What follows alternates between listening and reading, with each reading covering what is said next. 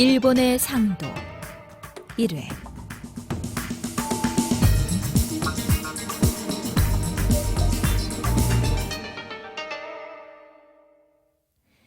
일본에는 5대 상인이 있다. 교토 상인, 오사카 상인, 오미 상인, 나고야 상인, 그리고 도쿄 긴자 상인이 그들이다. 이들은 많게는 1000년 이상, 적게는 100년 이상을 이어왔다. 이런 오랜 역사를 가진 노포들은 수백 년간 장사를 하면서 자신들의 번영과 부를 이루는 동시에 한편으로는 일본의 상도를 만들어 왔다. 그리고 이러한 상도는 DNA처럼 일본인에게 이어져 내려와 오늘날 교토에 자리 잡고 있는 세계 최고의 강소기업들을 탄생시키는 밑거름이 되었다. 또한 현재 세계를 주름잡는 일본의 대기업은 모두 일본의 5대 상인에 그 뿌리와 기반을 두고 있다. 일부 오사카 상인. 기업의 이익은 손님이 믿고 사는 데서 비롯되는 것이다. 고객을 하늘같이 알아서 먼저 신의를 지키는 것이 이익을 챙기는 것보다 훨씬 중요하다. 1장 천하의 부엌 오사카. 도요토미 히데요시는 1583년 사상 최초로 일본을 통일했다. 그가 일본을 통일한 후 가장 먼저 한 일은 오사카 성을 축조하는 일이었다. 그는 자신의 권력을 만천하에 과시하고 일본의 경제가 자신의 손아귀에 들어올 수 있도록 새로운 경제정책을 펴기 시작했다. 각 지방의 제후들은 현지에서 생산되는 쌀과 채소 생선 가운데서 당장 사용할 분량을 제외하고 모두 오사카로 올려보내도록 하라. 도요토미의 이 한마디로 지방 제후의 경제력은 완전히 장악되었다. 도요토미 히데요시는 자신에게 반감을 갖고 있던 도쿠가와 이에야스를 비롯한 일본 제후들의 경제력을 박탈하는 것만이 그들을 무력화시키고 그들로부터 충성을 받을 수 있는 첩경이라고 생각했다. 이후 도요토미가 두 번째로 취한 정책은 일본의 유능한 상인들을 오사카 성 아래로 집단 이주시키는 일이었다. 본래 바늘 장사를 했던 도요토미 히데요시는 전쟁을 치르면서 상인의 힘이 얼마나 큰지 잘 알고 있었다. 상인이 화를 내면 천하의 제후도 놀란다는 일본의 옛말처럼 도요토미는 일본을 통치하기 위해서는 상인의 상술이 절대적으로 필요하다고 생각했다. 그리고 그는 전국에서 생산되는 거의 모든 물품을 오사카에 모았다가 이를 다시 전국으로 유통시켰는데 이는 오사카를 일본 경제의 중심으로 만들기 위해서였다. 당시 일본에는 일본을 좌지우지하는 큰 상인들이 많았다. 이 상인들은 일본 각지에서 장사를 하면서 수백 년간 장사 비결을 꿰뚫고 있는 일본의 대표적인 상인들이었다. 도요토미 히데요시는 이들을 오늘날 오사카의 중앙구 혼마치 일대로 집단 이주시키는데 이 지역을 센바라고 한다.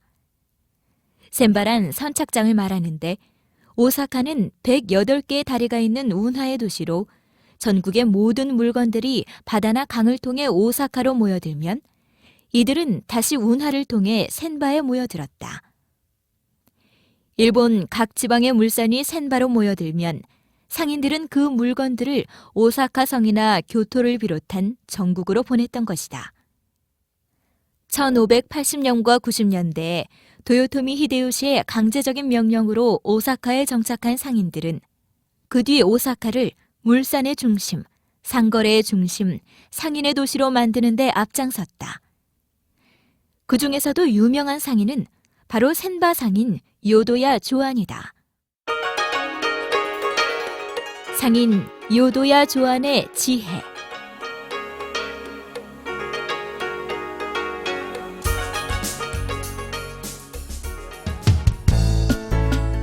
요도야 조안은 토목업자였다. 그가 주목을 받게 된 것은 도요토미 히데요시가 지시한 후미시 성을 축조하면서부터였다. 당시 공사 발주 금액은 금 500관에 달했지만 아무도 하청을 받으려 하지 않았다. 그 이유는 바로 성을 축조하려던 자리에 있던 높이 7m, 폭 14m에 달하는 커다란 바위 때문이었다. 바로 그때 요도야 조안이 공사 금액의 10%로 공사를 하겠다고 나섰다. 토목 담당 관리와 여러 하청업자들은 도대체 그가 어떤 방법으로 그 커다란 바위를 제거할 것인지 매우 궁금했다. 그런데 요도야가 시도한 공법은 의외로 간단했다. 우선 그는 바위 밑에 커다란 구덩이를 파고 그 구덩이 위에 소나무 기둥을 여러 개 걸쳤다. 그 다음 수백 명의 인부가 큰 바위에 밧줄을 걸어 바위를 구덩이에 밀어넣기 시작했다. 그리고 바위가 조금씩 구덩이를 향해 움직일 때마다 소나무 기둥을 하나씩 제거해 나갔다. 드디어 큰 바위가 구덩이 속으로 굴러들어가자 요도야는 그 위에 흙을 덮었다. 순간 바위는 감쪽같이 사라졌다. 이처럼 공사는 의외로 간단하게 끝났다.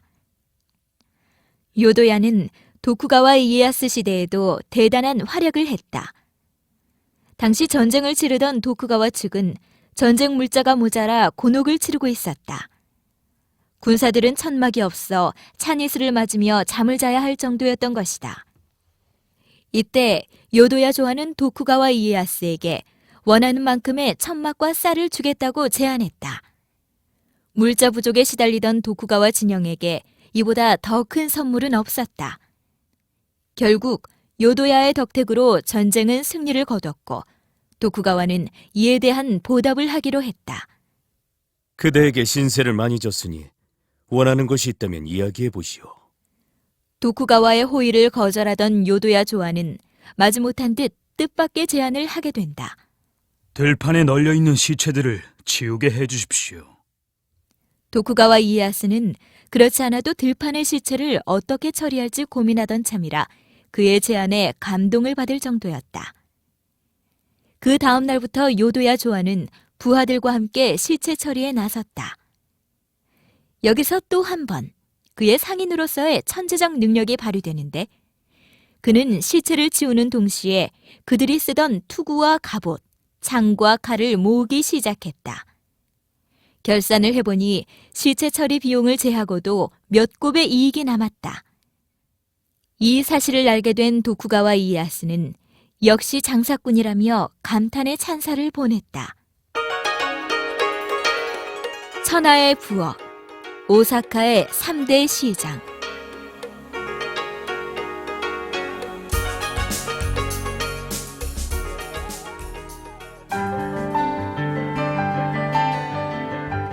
일본의 마지막 막부인 도쿠가와 바쿠우는 오사카의 3대 시장인 쌀, 채소, 생선 시장을 열었다.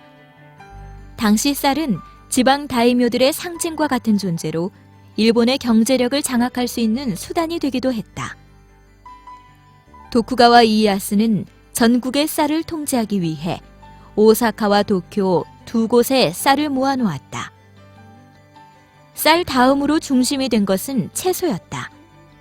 그리고 이어 개설한 것이 생선 시장이다. 일본인은 생선을 쇠고기나 돼지고기보다 더 좋아하는 민족이기 때문에 생선 시장은 쌀만큼이나 자본력이 막강했다.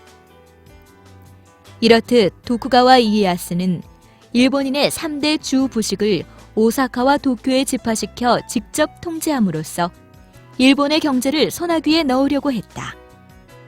예부터 오사카에는 들어오는 배가 천척, 나가는 배가 천척이라는 말이 있을 만큼 들고 나는 쌀이나 생선이 무척 많았다. 창고에 모인 쌀은 오사카의 유력한 상인 중 한 사람이 수송부터 보관, 판매에 이르기까지 모든 책임을 졌다. 당시 쌀을 실은 배가 도착할 때 특이한 풍속이 하나 있었는데 창고에 쌀이 넘치거나 오사카 쌀 시장의 쌀값이 좋지 않으면 창고지기가 빨간 깃발을 들고 부두에서 신호를 보내는 것이었다. 오사카 쌀 시장의 쌀값이 쌀 때는 빨간 깃발을 들어 배의 속도를 늦춰 천천히 오게 하고 쌀값이 비쌀 때는 흰 깃발을 들어 빨리 오라고 신호를 보냈다. 오사카의 대표적인 호상이었던 고노이케가는 은행처럼 쌀 선납 수표를 사고 팔거나 지방 성주인 다이묘들에게 대부업을 하면서 막대한 부를 쌓았다. 다이묘들은 돈이 급할 때면 쌀 선납 수표를 받고 미리 선물로 쌀을 팔아 급한 부를 껐는데 쌀 선납 수표가 쌓여 결국은 쌀을 모두 털리고 상인에게 급전을 빌리기 위해 사정을 해야 하는 형편까지 몰리는 경우도 생겨났다. 오사카의 상인들이 산농공상이라는 신분적 제약을 거꾸로 상사농공으로 만들 수 있었던 것은 이런 선물거래 덕분이었다. 아무리 다이묘라고 해도 돈이 급하면 오사카 상인에게 고개를 숙여야 하는 판국이니 사무라이 정도는 말할 것도 없었다. 심지어는 사무라이가 상인에게 고용되는 현상까지 벌어졌다. 오사카 상인의 힘은 이렇게 커졌고 그들은 돈으로 천하를 주물렀다. 1600년대 이후의 오사카는 상인에게는 천국이었다. 정보만 있으면 물건을 사고 팔아서 막대한 부를 손에 쥘 수 있었기 때문이다. 이런 상황에서 오사카 상인들은 새로운 계획에 착수했다. 훌륭한 상인 양성을 위해서는 배워야 하고 가르쳐야 한다는 것에 의견을 모으기 시작한 것이다. 그들은 전문적인 상인 학교의 설립에 나선다. 상인 학교, 가이도 쿠도.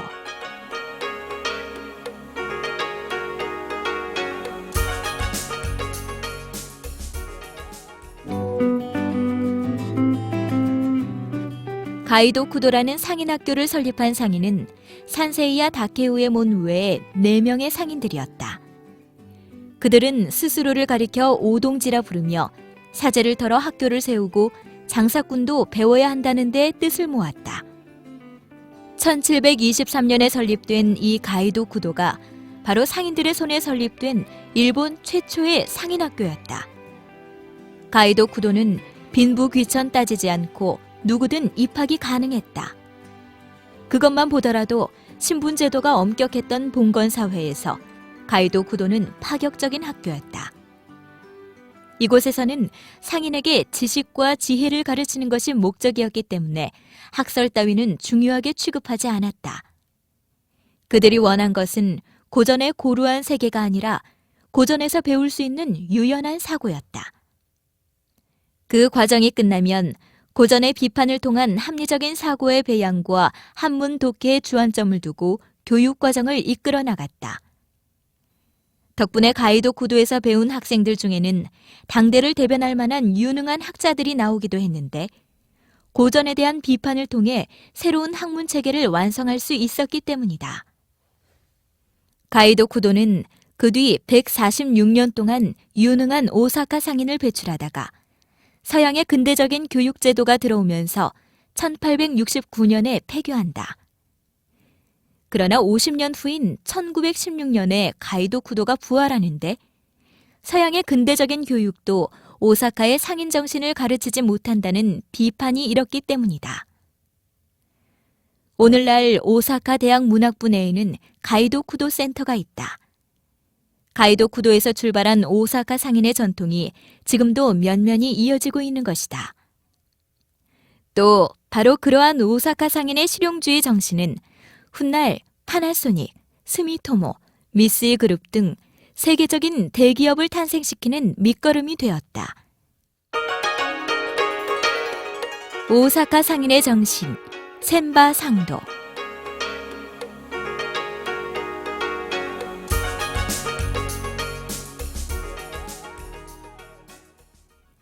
센바가 일본의 경제를 좌지우지하면서 센바 상도라는 것이 탄생했다.